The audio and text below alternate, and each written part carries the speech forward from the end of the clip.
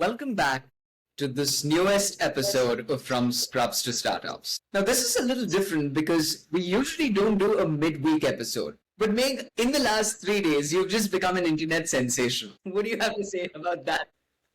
I think I'm just really grateful that the reel that we put out is getting so much love.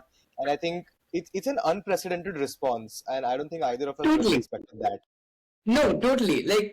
So you can officially call yourself an influencer. Oh, no, I'm just Okay, hyping you up. Okay, let's stay grounded. Let's stay grounded. Many more to come. So for those of you who haven't already caught us on Instagram, I will request you to go and catch that space. But for those of you who have, you saw what a day in Meg's life looks like today. He spends a lot of time in the medtech sector right now, right at IIT Bombay. And this is something that's intrigued a lot of people. A lot of people do want to get into this space, but are uncertain about how to do that. And that's why we thought, let's put together this episode. So on that note, welcome to this special episode of From Scrubs to Startups.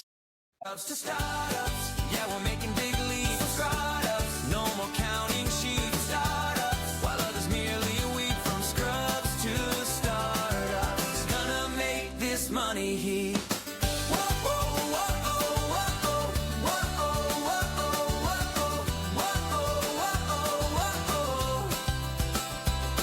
whoa. And welcome to this episode where the host is the guest. Oh yeah. Well, Meg, yeah. How does that feel? It feels weird because alone.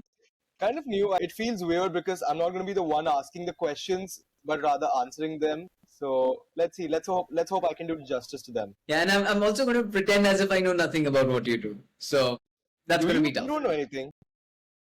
I'm going to try and pretend. It's going to be tough. I'm going to try and pretend. Okay. So for our listeners, who don't know you, who really are interested based on what they saw on Instagram, can you tell us about what really got you interested into medtech? I mean, was it something that you were trying and then it clicked, or was it something else? So let me start right from the beginning. I mean, I think right even before I started MBBS, and so I was always in two minds about either doing engineering or medicine. I was not very sure. So I did attempt the JEE exams. I gave the JEE mains as well as the JEE advanced, and I gave the NEET as well. Wait, for real? I did not know that. For real, I did not know that. Like, I'm not pretending here. I really did not know that. Yeah, and here's something else you did not know. I actually got into all three. Like I got into via mains, I got into via advanced, and I got into via the NEET. Oh, damn. And you chose medical school. Wow. That Okay. happens. Yeah. So Yeah. I mean, yeah, I had all my options open. I was able to get, the best engineering colleges, and I was able to get, the best medical colleges as well. So I decided that, okay, and since I also have a very strong family background in healthcare, I decided that I think the best way to move forward would be an MBBS. Also because what happens in engineering is you need to decide, what is your domain going to be? Like if you want to do computers or if you want to do mechanical. And at that point, I wasn't too sure. So having said that, I think I just decided to go ahead with my MBBS. And yeah, when I was doing my MBBS, I was 100% sure that I did not want to do clinical. So even like I remember this, that even a month before joining my MBBS, I was speaking to people about what are the different non-clinical career options out there. Okay. Interesting. So yeah, I mean, it all starts. And then do you think there was something during your MBBS that triggered this interest, or do you think it was just a very subtle process? So I think I was always quite drawn to the non-clinical side of things. I have been involved, like for those of you who know, RC Medicro has been like one of the things that defines me throughout college, and I've been associated with it for the longest time. So I knew that I was always inclined towards the non-clinical sector, and I had the people skills, I had the networking skills that were required actually to make it in this space. So But let me ask you specifically about medtech, because you've also, as we've talked about in prior episodes, I mean, for those of our listeners who are joining us for the first time, do check out episode 0 where Meg and I will talk about our initial stories. What about medtech? Because you've tried your hand at a lot of things. So do you think as you were trying those different things, you realized, okay, medtech is a big thing that I really can do well at? Or do you think that was just something you were trying and then suddenly it just clicked? So I think I was always very fascinated by the application of technology in medicine, and Okay. I've always been a systems thinker. So even all through medical school, I always kept thinking, how can this be made better? And I didn't have the word for it back then, but looking back, I think that was the beginning. So there is a term actually that was coined by Stanford about a decade ago or over a decade ago. It's called biodesign. So the biodesign is actually a principle for medical technologies. So this biodesign principle, earlier it was called the Stanford biodesign principle, but now it's called just the biodesign. So biodesign has three phases to it. The first is identify, where you actually speak to a lot of different clinicians. You speak to doctors who are working in that space, and you identify what are the clinical problems that they deal with on a daily basis. So because see, at the end, what is medtech? You identify a solution and you identify a problem, and then you develop a solution for it. But to identify this, Right. the first thing that you need to do is actually immerse yourself in that ecosystem where you can actually understand, okay, what are the pain points that our doctors are facing. So that's phase Totally. one Right. of biodesign. That's identify. Then comes innovate or invent. So in this Mhm. phase, you actually sit down and you ideate about how, okay, what are the different solutions you can possibly come up with for a particular problem. And usually, the way I've seen how things work is you always start with the most complex solutions, and you start with maybe 100 different solutions. And so there's a term called MVP, which is minimum viable product. Usually, what happens is we tend to give out our worst ideas to begin with, and then we come down to the best ones. Right. So that's phase two, which is innovate or invent. And then there's phase three, which is implement. So implement is more on the business side of things, where you actually take this concept and you probably create a company out of it, or you try implementing it in within real world constraints. So you don't know how this is going to hold up, in a real world scenario on a patient or maybe on the population. You don't know that.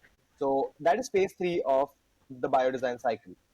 So I think while I was trying to learn about the different non-clinical sectors there are, I came across the medtech pathway and I learned about the biodesign cycle, and I was always very fascinated by it. So yeah, I think I wanted to position myself in a way that I gain the most from this very pathway. Honestly, I'm glad that you brought up these three stages because, I mean, obviously, I think in healthcare, doctors have a role to play at each of these three stages. But I think, want to attach to the first point that you brought out that you need to identify those pain points, and for you to be able to do that, you have to immerse yourself into the system, and that is where engineers and doctors have this difference and advantage because doctors have immersed themselves into the system. Right. And so clearly for our doctors out there who are listening to this, there is huge potential. But I think one question probably most of us have is what exactly is your role at IIT? We know you are mysteriously working in the tech space. You're doing some really cool stuff. But can you just tell us what do you do? So at IIT Bombay, I work with a lab called as BETIC, and which is like the medtech facility at IIT Bombay. Now, BETIC primarily works with hardware medtech, so usually a lot of medical devices, and I work there as a medtech innovator. So now, medtech is a very interdisciplinary field. So you'll have doctors, engineers, designers, all different kinds of people working there together because well you require a doctor to know what exactly is the solution, what are you building towards. You require an engineer to actually build those solutions, and then once you have a certain idea in mind, you need a designer to actually put out those designs and then make sure that they are ergonomically very stable, and the pain points that the designers would know are something that we are not well aware of. So this is an interdisciplinary field, and I work with different engineers, I work with different designers. Yeah, currently, I mean, most of my focus is going on a particular project. I think for confidentiality reasons, I will not be able to tell everyone what it is. But yeah, so most of my, You're I mean, waiting this for is what that I part. do. I know all of it. I'm just going to type it out on Instagram, but that's okay. No, I can't. Yeah, I'm kidding. No, but I think what I do want to ask is if I understand correct, as you're working with these people and these teams, I guess your role is as a mentor when it comes to the medical part, right? You're like the medical Yes, expert of the team. Is that correct? that's correct. So what happens is if there is no doctor on the team, yeah. So the Right. designers and the engineers would have to constantly reach out to a doctor and ask him Mhm. or her if this particular solution would work. And I mean, with a doctor's busy schedule, that's not always possible ASAP. So you would have to Right. require maybe 1 or 2 days to get in touch with the doctor, set up a meeting, and then make sure you run these ideas by them.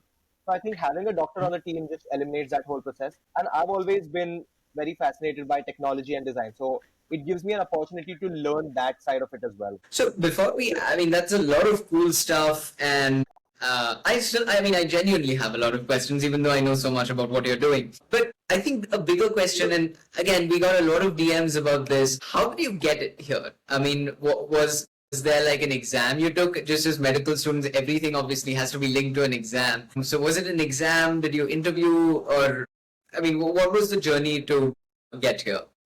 So let me break it down to put it very simply. So you can either come to IIT as a student, okay, where you will be pursuing your MTech, which is a Master's in Technology, or you can come to IIT as maybe an intern or an employee, okay. So if you take the first part, which is if you come to IIT for your MTech, then yes, you will have to take the exam. The exam is called the GATE. Now, for the GATE, the code for you as a doctor would be the Life Sciences GATE exam. The code for that is Excel. So you'll be tested a lot on your chemistry and biochemistry, then a lot of cellular biology, genetics, a lot of it. So you'll actually be tested on the biology that you learn, something that might be applicable on the bioengineering side of things. Okay, but yes, you will have to have a really strong base in mathematics. I think you cannot do an MTech without having a good base in mathematics. So for people like me, that's a no-no because I dropped my mathematics right in the 11th standard. Honestly, it doesn't matter, but because you can always pick I it tell up. And myself that. I think you can always pick it up. It's not too hard. You just need to have the passion to pick it up again. And again, coming back, so there's a second pathway which I am currently pursuing is you can either be an employee or an intern. And honestly, Right. you don't need anything. You don't need to give any exam. You just need to reach out. Networking goes a long way. And I think, even with the stories that we put out, I think this is something, this has been a key focus that networking really goes a long way. So what I did is I actually reached out to the director of the lab and I just sent an email and I actually knew someone who helped me connect. So I connected with them and I said that, hey, you know what, this is what I've done. This is what life has looked like for me after I completed my MBBS and I'm really interested in this field. So I'd love to come and work for you. And yes, they were really happy to have a doctor on the team. So that's how I landed up at IIT. So I guess for our listeners, if you don't know where to start, you can just start by hitting makeup, and I guess that's a start to grow your network. But I think no, that's I'm so glad that you brought this up. That traditionally people think that the only way to get into like a prestigious academic institution or to switch careers is only through getting a degree. But I think it is important to emphasize here that you don't necessarily need to get a degree for everything. Sometimes you can also learn on the job and then become an expert as you go forward. So that's why I want to ask you what were the first few days like? Because obviously medical school teaches you very little about anything outside of pure clinical medicine unless you take it upon yourself to, I don't know, expose yourself to all of this stuff. So what were the first few days like? Did you prep before you started your first day? What were you feeling? So I think the first day I did not know what to expect, to be very honest. And I Okay. met the director on my first day and he told me that, okay, you know what I want you to do is, he gave me a book which was written by the founder of the lab. His name is Professor Ravi. And that book was called, if I'm not wrong, it's called Essentials of Medical Devices or Essentials of Medical Technology. And he said that, okay, you know what, once you go through this book, you'll actually understand the entire cycle of developing a medical technology. So the same way how Stanford has the biodesign pathway, which is the identify, innovate, implement, IIT has its own pathway. And that is covered beautifully in the book with the help of a lot of analogies and stories. So, yeah, I think I did that. I was going through the book and, on the side, I was also speaking to everyone in the lab. I was trying to find out, what are the current projects that people are working on. So back then, I remember there were about 7 or 8 projects, but a lot of them were in the later stage. So for me, who joined on, for me on my first day, I felt like I didn't want to join a project which was in the later half of development because to understand, the entire cycle from end to end, you need to start right at the beginning. You need to start in the identification phase. You need to, actually identify what is the solution. So Right. that's what I wanted to do. And as I kept talking to more and more people, I met with somebody, a couple of them who were actually working on a project and they were just beginning. I think the project was like a week old. So I thought, okay, it's best I get associated with it. And I can always act as a clinical mentor for a lot of different projects that are going on. And I think to this day, I do that. So like the primary focus of my time there would go into this particular project that we're working on. And right now we are in the prototyping phase. So we do a lot of designs. We do a lot of 3D designs, 3D modeling. We do a lot of 3D printing just to make sure ergonomically how it looks, tolerance wise how it looks. So these are a lot of technical terms which again I did not know before I joined IIT, but yes, the terms which I've picked up along the way. And I think the other part that I want to ask you, because I'm really fascinated with how you started talking to people and tried to get a feel of what the vibe of the lab was. What were those initial conversations like, and how did they receive you? Because it's like, on the one hand, I think the medical degree carries a certain heft, but at the same time, you probably don't speak the same engineering lingo as they do. Yes. So, Yes. yeah, how did you come along to kind of, communicating effectively with them? So honestly, you just need to have an appetite to learn.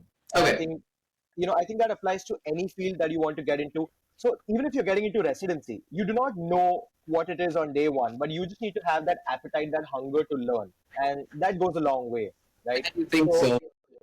I hope so, at least. But yeah, that's what I did. I just went around and I spoke to a lot of different people, and I kept on reading the book that I was given. Yes, people did, try. So yes, I remember these conversations that I had in the early days where people were trying to explain, oh, what is an Arduino? There's a very simple thing called as an Arduino, which Okay. for an engineer is very basic. It's kind of like a small brain. So Okay. it does functions on its own. And everyone expects you to know what an Arduino is because you're in a medtech lab. So I just went up to people and I was like, what is an Arduino? And they were like, Arey, Arduino. What an Arduino is? And they're like, Arey, Arduino, you know Arduino. I was like, no, I don't know. At that point, weren't you like, then at one point, I'm sure you went like, "Hey, Arduino, you don't." And then, oh, Arduino, yeah, I know. What about that? No. I was like, no, what is an Arduino? I don't know. So they were like, oh, okay. So you're that early in this. And I was like, yes. Thank you for bringing that up. So yes, eventually I did learn what is an Arduino. But I don't know. Again, I remember that scene from Chennai Express where there's that dwarf talking to Shah Rukh Khan. Shah Rukh Khan tries explaining, and you're like, yeah, okay. But anyway, I'm just like, I don't know why my mind's wavering there. But yeah, I don't know either. You know how you went from Arduino to that dwarf. that's why this podcast rules. Anyway, so you figured out what Arduino was in time. Yes. And how did those conversations then move forward? So then there were a lot of different projects, and I remember this one project that I was very fascinated by because I still think that project has great value and great potential. But yeah, that project had currently been on hold for a while because of a lack of funding. So here's something very interesting. So you can actually go to IIT. One, you can join an existing team. Okay, you can help in the development cycle, and if you stick around long enough, then you can actually take that product and you can maybe the spin off a venture out of it. Or I did not know that. yes, you can actually do that. Like so, currently the project that I'm working on, I mean, if I stick around long enough, and if I get enough funding for it, I will be able to take this product and develop a venture out of it. Oh, that's awesome. Okay. Yes, but again, so the life of a medical device cycle is pretty long. Like it may take a year or maybe even 2 years to just develop a product and then to get into Right. business. So it's a long cycle. Right. This is one thing that you can do, that if you don't know what to do, maybe you can just join a lab, see what products they're working on. Maybe you can join the team, and if it's in an early stage, and if you have that appetite to learn and grow with the team, I think they'll happily take you on. And yes, you will be a part of the founding team. Or alternatively, what you can also do is you can actually go to the lab with an idea of your own. And this is something that people have done. So people have actually joined as interns or employees, and then throughout, while that during the time there, they've actually found an idea. Then they started working on that idea. They've developed a product, and now they've actually, spin out ventures from the place. So that is also something that you can do. And I think in time it's going to get easier for medical students and just like doctors in general, because I'm not sure if a lot of people are aware of this, but recently the NMC has approved medical seats. I believe at IIT Yes. Kharagpur. I'm not entirely sure if it's Kharagpur, but at one of the IITs.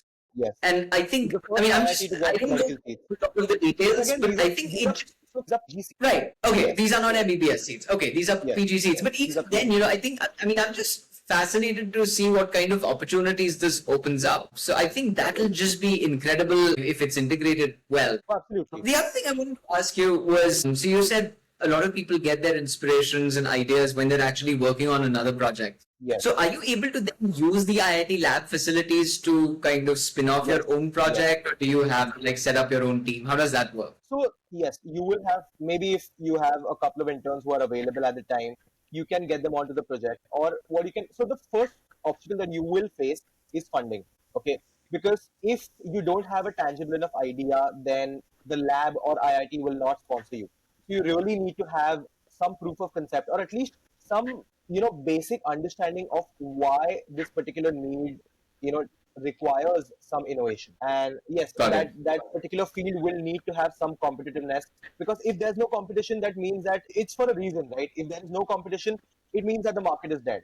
So yes, you will need to have competition, and then you need to think what it is that you are doing which is better than the competition, or it is that you think you are doing which is better than the competition. And yes, if you're able to convince, a team or even the lab or IIT itself, then yes, you will get funding, and then yes, you can move on with the project. So I've actually, heard about a lot of different stories of people who started off as even interns, and they actually, so through the time there, they found an idea, started working on it, and now the companies are doing really very well. Okay. So I mean, this also is probably not, I would say, a wake up call, but definitely some incentive for our listeners to start thinking that way, because these avenues exist. So it's not that if you don't have the resources, but you have an idea, you're stuck. You still have these avenues. Of course, you have to have a solid idea that can be monetized. But now I guess the next question is, we kind of now know what your position is, what your role largely involves. We kind of got a glimpse of what you do through one of the reels that really has just gone viral. But can you tell us about what your day looks like, right from the beginning? I know obviously you have some confidentiality constraints, but what does your day look like? So, I mean, I reach the lab by 10 a.m. and every Okay. day, every morning at 10:15 a.m. we have a meeting. So this meeting is attended by everyone in the lab. It doesn't matter what your position is, you have to attend this meeting and just talk about what your agenda for the day looks like. Every day you talk about this agenda, and in the next meetings, if I spoke about it today, then tomorrow I'll talk about how I was able to cover my agenda and what the rest of the day would look like. So you talk about how you covered your agenda for the previous day and what your game plan looks like for the present day. And then you go ahead and you probably to sit with your team and you discuss what are the key things that you need to get done today. So currently, like I said, we are in the prototyping phase for our project. So I think Wait, sorry, a can I large just part. interrupt you here? Can Yes. you explain what is prototyping? So okay. So basically, once you have a clinical need, an unmet clinical need, which you Right. think you can solve with the help of technology, then there is a phase called as ideation. So you maybe sit down with 10, 15, 20 other people. You maybe call a meeting, or it can be just you and 3, 4 other people, or maybe like 20 other people, depending upon how you want to do it. And then you list down about 100 different ideas to solve this particular need. Okay. And then Right. once this meeting is concluded, then you figure out, which idea works best, which idea doesn't work best, which is, possible from a practical purpose, which is possible from a financial purpose. So there's a lot of different factors, and then then you log down about 3 to 4 different ideas which you think can work, right? Because you see, what happens is you can't just go ahead with one idea, because what if it fails? So Right. that early in the project you cannot log down on one idea, so you have to go ahead with maybe 3 or 5 different ideas, and then for each idea you think about what the solution looks like to you. So let's say, if just for example, let's say if you are making an orthopedic implant, okay, Mhm. so you'll study this implant. You'll do a lot of different research before even getting to the idea phase. Okay, once you're done with the idea phase, you have 4 to 5 different ideas. Okay, now these ideas are only in your head. Okay, Right. now what you'll do is you will transfer this idea from your head into a 3D model. So yes, you will probably require an industrial designer for this, or if you want to learn, then you can learn these softwares called SolidWorks or Fusion. There's a lot of different softwares that you can use. And then you translate these ideas onto the software. So you make a 3D model out of it. Okay. Now, once this 3D model is done, then you send this model to somebody. So we have somebody who handles the 3D printing in the lab. So we send it to them and they 3D print the model. So now there's different kinds of 3D prints that you can do. That you can do a mechanical 3D print, you can do a resin 3D print. There's different types of prints. And once you have this print ready, you will assemble the prototype and you'll see how it looks, how it feels in your hand, how, if it's a big prototype, then you see, how it feels, how it looks. Again, this will require a lot of different iterations. So every time you make a new prototype, you'll figure out that, okay, this is missing. Maybe we can add this here. The next time you'll figure out that, okay, I actually forgot to add this here. Let's add this and then print it again. So that is the prototyping phase. So translating your ideas from your mind to an actual physical product, which may not be usable, but at least it's a proof of concept, is called prototyping. So sorry, yeah. So as you were talking, so I mean, I think that's just beautifully explained. And so, but I did cut you off as you were telling us that you're working on a prototype right now. And what does the rest of your day look like? So yes, currently the rest of the day looks. I mean, it's very heavy on the prototyping phase right now. So a lot of different 3D designs, a lot of 3D modeling, and a lot of different 3D printing. Yes, we also do get some time off because these 3D printers, it's not very quick, right? The more complex and detailed your idea is or your design is, the more time it will take. So, but I mean, isn't it a cool device? I think for those who've never used one. So, okay, so have you ever tried playing around with it? Have you kind of done some, I don't know, goofy stuff with it, some like weird shit? Yeah, so in fact, I'm not sure if I have it here right now. So last year, I think I was working with this medtech startup and I actually helped them set up the entire 3D printing workflow. So, I helped the founder open the 3D printer, like the box. We helped, I was the one who helped him open the 3D printer, set it up, read the entire manual, learn the designing part. And one of the first things we designed was a skull keychain. And he actually gave it to me. I just don't have it on me right now, but yeah, so it was a pretty fun thing to do. So yeah, we've done things like this. Yes. I think just also talking about a lot of people think with these kind of things, which it's a lot of intensive brain work as well. Yes. My guess would be that even after you're done at 5 or whenever it is that you end your day in the lab, you're not completely done because it's like sometimes ideas hit you at odd hours. And also, I would guess there's a lot of reading involved as well because even as a doctor, it's not like, if you're working on something in orthopedics, you're going to be an expert at maybe cardiology. So can you talk to us about how the part of your day looks like when you're not in the lab? So usually a normal day would end by maybe 6 p.m. But sometimes if there are some experiments going on or there is something that we've given for 3D printing, it can go as late as 9 or 10 p.m. So yeah, it does get late depending upon how your day looks like. But yes, an average day would end by like 6 p.m. So once I'm home, yes, I think we do work on the podcast also, man. And yeah, currently I'm also trying to be an influencer. Thanks, guys. Yes, of course. No, I was just kidding. But yeah, so I also try to learn AI, in the time that I'm not at the lab. And side by side, yes. So there's also a lot of reading, like you mentioned, because So I mean, once you have an idea, okay, you would try to estimate what is your competition, or what are the companies which have products in the similar line, which will give you competition when you release this product. So you try to learn about what these companies are doing and how they're doing it. So there's something. So you can either invent or you can rearrange. So this is something that is very common. Nicely put. Yes. So this is something that's very common in medtech. Is either you can come up with an idea on your own, which will take you years, okay, or you can just rearrange and maybe just tweak a few settings or a few things which are there in existing products, so that you don't infringe upon their IP, but at the same time it's your own, and maybe if you sell it at a cheaper cost, you can do it very easily. So yeah, that also happens. And I think what's also fascinating is that with technology, it's just like I think medicine is still slow.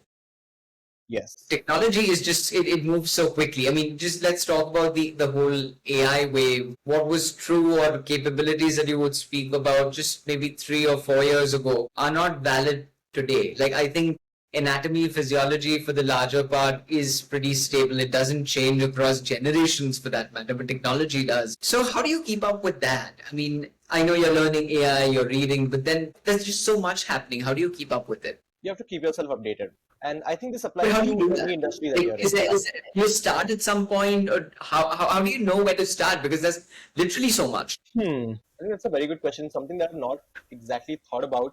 But I think, you just make sure that you're updated. So I tend to read a lot of different articles, a lot of different news Okay. articles, and some things that keep getting published. So just as of last week, we all heard what happened with Claude. So some things are very, very, available publicly. Some things you may have to dig up on your own. So it depends on how deep you're willing to go. Man, you also worked with AI a lot, and especially because I don't know a lot of different doctors who've used AI in their research. So Right.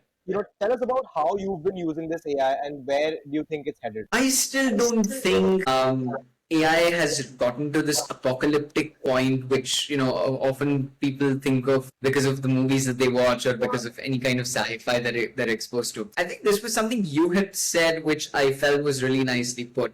That AI is not going to replace doctors, but doctors who aren't good with using AI will get replaced. So I still think it's a subjective tool that can aid your work as a clinician or as a researcher, or even when it comes to ideation. I mean, I in fact use AI for ideation often, but I still don't think it's at a point where it's going to do your tasks for you. I would like to see a point where it automates certain busy work, whereby I think you'll become more efficient, because it's like right now, if you have to, look at your email and then pick out certain emails and then respond to those particular tasks, you still have to do it yourself. So I'm hoping that AI will open up some more space for people to be more creative, because you're then doing less of busy work. So that's where I think AI is going to have an indirect impact. I don't know if it's really going to invent things, um, at least for the next 3 or 4 years, that human beings can directly use. What's your take on that? I think you have your ear more close to than I do. So, I mean, I've also seen AI which is being trained in, deciphering pathology slides, even radiology images. But yes, I think we're still not at that point. The simple reason being that there's not enough data that the AI is trained in. So what happens Right. is currently all the data AI that we have, and all these models are technically, if you see, all these models have come out from the US.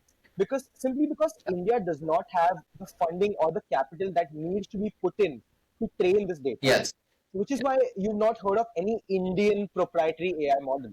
So I'd all even these argue models, that it doesn't have the kind of data storage systems that other countries, yes, particularly the US, have. that's very well put. We have the data, we just don't have the data storage systems. Exactly. So this brings me back to something we discussed in one of the earlier episodes with Mihir, that some specialties will get replaced. The way we practice medicine will, but yeah, I think that's exactly the way you put it, and it was just the way that radiologists, pathologists may have to reinvent themselves. Maybe they will even not have their jobs going forward. But at the same time, I don't think doctors as professionals are going out of business. No. So I don't think doctors as professionals are going to get replaced. And I'm telling you, so at IIT, I also am associated or I try to get associated with this lab, which is working on training their models in pathology and radiology. Oh, good. I've seen what these models can do, Okay. and it's insane. Like I've seen what these models can do, and I mean, as humans, we have that margin of error. These AI Right. models have a very very minuscule margin of error, so it's pretty crazy what they can do. But yes, talking, it's the simple reason being that even though we have so much data, we don't have as much stored data to train these AI models. And only once Right. these models are trained on maybe millions and millions of use cases for a particular disease, and then similarly millions and millions of use cases for another disease, and then similarly for more, only then will we have something which will be tangible. But yes, I think that's going to take a while. but it is inevitable. So I think the other part that I want to ask you is, since we're talking about medical professionals and I think a lot of our listeners are students, do you think there is something people can do at this stage? Because right now, when you said, you enter IIT as either a student or an employee, an MBBS student or an intern may not really have the time available to do all of that. So how do you think they can get involved in medtech? I mean, it may not be full-fledged, but at least get some exposure or just make a start. So let's put it in three ways. The first one would be: are you really interested, or are you really passionate about medtech that you want to leave doing your PG and just dedicate your life towards medtech? Mhm. Are you really keen on that? Yes or no? I think that's something you need to figure out, because yes, you can Right. get into medtech after MBBS if you want to do it full time. But I've also seen practicing surgeons, practicing doctors who come to IIT with a particular use case that, okay, this is the problem that I'm facing. Let's develop a solution together. So they just act as the clinical mentor and the expert on the subject. But yes, all the innovation is done by the peeps at IIT. So yes, you can either be the person who innovates or you can be the person who gives the problem. But yes, it's available on both ends. So you just need to decide if you want to finish your PG and then go do this, or if you want to join the team and maybe not do your PG like I'm doing. So that's one thing. The second and the third thing is something that I think a lot of people have been asking. The second one being networking, and the third one being making a CV. So networking is very important. And I'm telling you, at this point of time in your Yeah. life, the more you network, your network is your greatest ally. And Yeah. I don't mean it very loosely, because you will have to rely on your network. And it doesn't have to be somebody that you know very closely. You can just, cold call, cold text, cold email them. And I'm telling you, people in the industry are really very kind, and they want to help young minds like yourself. So you just have to reach out to them, and maybe if you even ask them to refer you to somebody, if they think you're competent enough, they will do it. And I'm telling you this because I faced it myself. I met the CEO of a company, and he really liked the work that I was doing, and he gave me his card and he told me to email him. And he was like, he actually told me this. He gave me his email. He said, Meg, you know what? Why don't you email me and we'll find an opportunity for you. So it all comes down to how you network. And yeah, I think the third thing being the CV making. Let's save this for a subsequent Yeah, I was episode. like, wait, don't give that recipe out Yeah. yet. But I think, this has just been such a fascinating conversation. But before we end, I have to ask you this. So, can you tell us about one point which was like the most frustrating all this time that you've been in IIT, and one point that was like an absolute high where you were like, wow, this can't get any better? So let's start with the low point first. Okay. So what happens is, in the prototyping phase, especially, you're working with so many different ideas, and with every iteration that you make, you have to make one small tweak, and then that small tweak you have to redesign it and then send it for printing. That printing will take hours at end. So it is frustrating, because every time Right. there is one small change that needs to be done. You work on the model again, you send it for printing, that will take hours. Yes, you do tend to put in days into this for things that, yes, you do think that, oh, why didn't I think of this earlier? But the simple point is that you cannot. It's simply not possible. It comes to you when it comes to you. So that's one frustrating point. But I think one of the highs that I had at IIT was in the ideation phase. I remember we were having a problem while developing a solution for one of the particular use cases. And we spoke to the director, and he said that, okay, why don't you do one thing? Why don't you call a brainstorming meeting? Just put it up on the group, and then whoever's available will come. So I put it up on the group that, okay, this is the problem statement that we have. If everyone's free, can we all reconvene in the we actually have something called as an idea room. So if Okay. everyone, whoever's free, please reconvene in the idea room at whatever time. And approximately 17 to 18 people showed up. And so yes, you do have to. So as the doctor, I had to explain what is the problem that we're trying to solve. The designers came in and explained what we currently had, and the engineers came and explained what is the tech that we had at a hand and what we were trying to explore. And these 17 or 18 people helped us jot down at least 40 to 45 different ideas.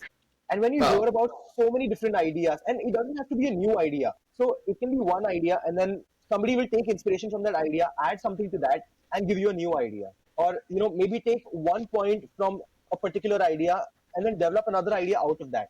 It's just beautiful to see how different minds work, and that's actually That's you pretty you cool. actually learn what brainstorming is. It's insane. I think that that's a fabulous note to end on. But I Yeah. want to share a story and maybe like a takeaway before we wrap up. And this is something where I think medical students can actively get involved. So sometimes you have an idea when you're doing something in the wards or when you're seeing a patient, or typically when you're an intern, you understand how the system works a little better than you would as a student. And you're able to identify inefficiencies. Your opportunity to maybe develop something as Yeah. simple as an app or something that solves those inefficiencies. And even better if you use it as a way to collaborate with maybe engineers or people from other specialties. Because during the pandemic, I designed my own prototype called the Fever Kiosk with a friend of mine. Shout out to Sapna. And this was when we actually worked with engineers. And it's just an experience to just go through that friction where you have certain expectations as medical students versus engineers having their own set of priorities and then trying to realign, and then you again have this tussle. But I think what's key is collaboration, because that's where the future is. And I think that's just something for our listeners to think about. But maybe been on your own podcast. So again, thank you for joining us. I don't know why. I mean, I think I should say that, so I'll say it regardless. But yeah, this was great chatting. Thank you so much for joining us on this episode. Stay tuned for the next one and keep the Instagram love coming. We can never have enough of it. To startups.